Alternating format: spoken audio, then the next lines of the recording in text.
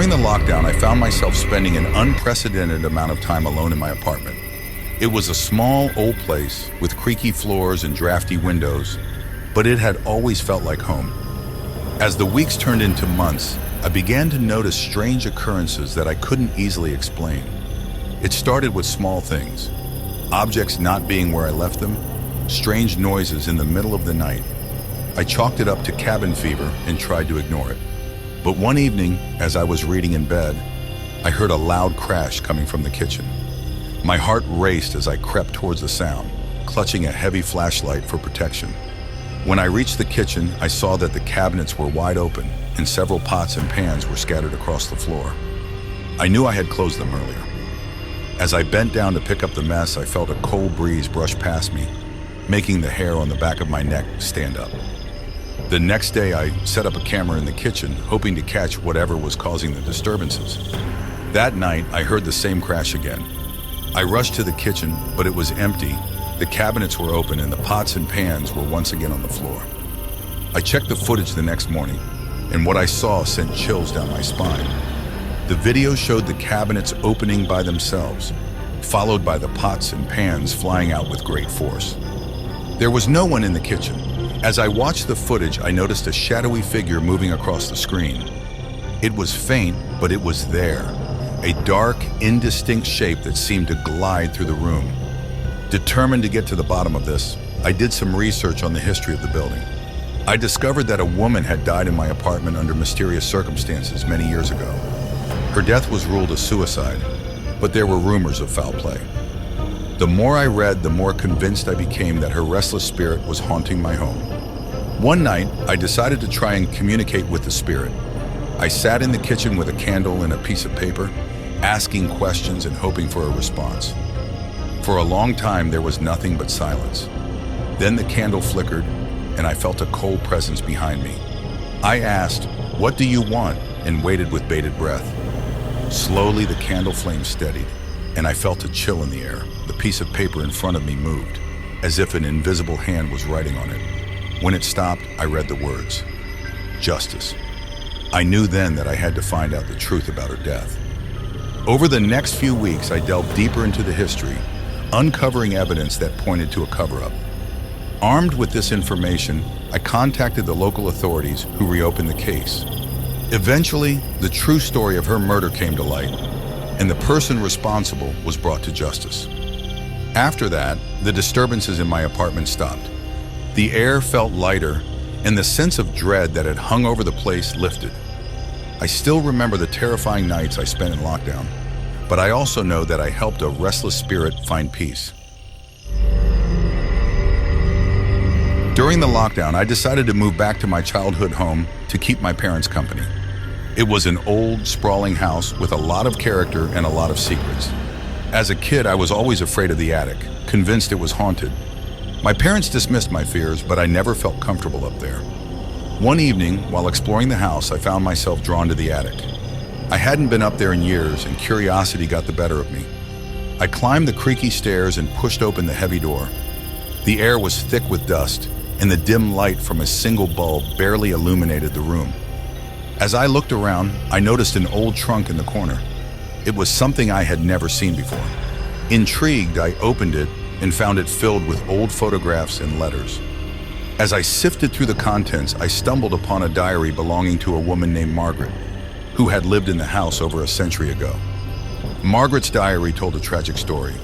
She had been locked in the attic by her husband, who believed she was possessed by an evil spirit. She wrote about the torment she endured, the isolation driving her to the brink of madness.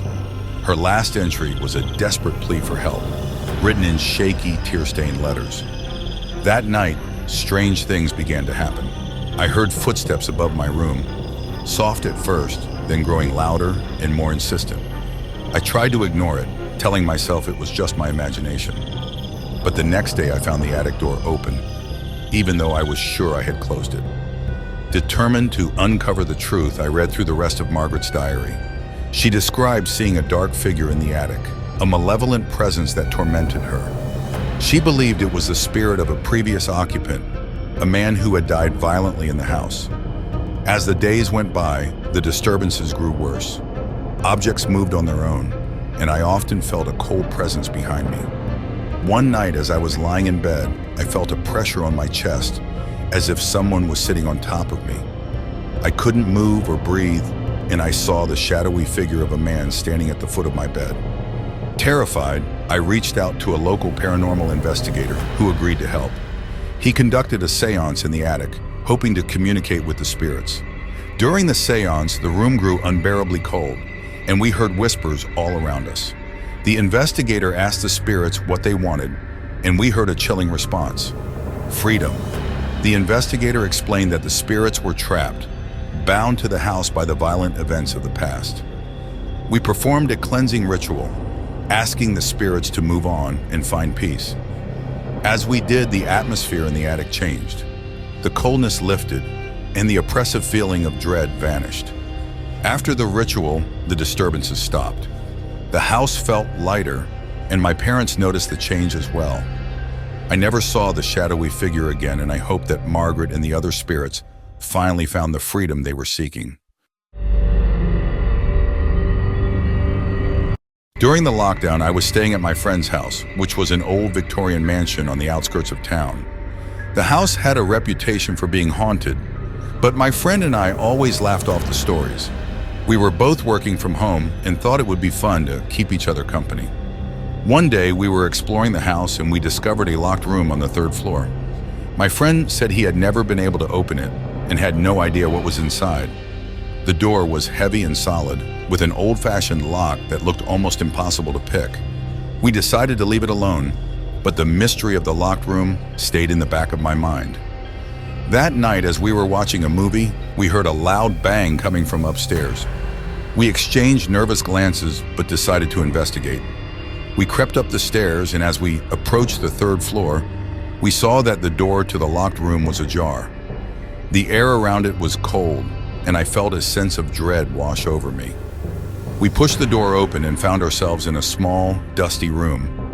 In the center was an old rocking chair, gently swaying back and forth even though there was no breeze. On the walls were faded portraits of stern-looking people, their eyes seeming to follow us as we moved around the room. As we looked closer, we found a diary hidden under the floorboards. It belonged to a woman named Eleanor, who had lived in the house in the late 1800s. Her diary detailed her descent into madness after the death of her child. She wrote about hearing her child's voice in the house, calling out to her from the locked room. In her final entry, she mentioned locking herself in the room to be with her child's spirit forever. Suddenly, we heard a child's laughter echoing through the room. The temperature dropped, and we saw a faint, ghostly figure of a little girl standing in the corner. Her eyes were sad, and she reached out towards us. We were frozen in place, unable to move or speak. Eleanor's ghost appeared next to her child, and we could feel the sorrow and longing emanating from them. They were trapped, unable to move on from their tragic past. We knew we had to help them find peace. We contacted a local medium who agreed to perform a ritual to help the spirits move on.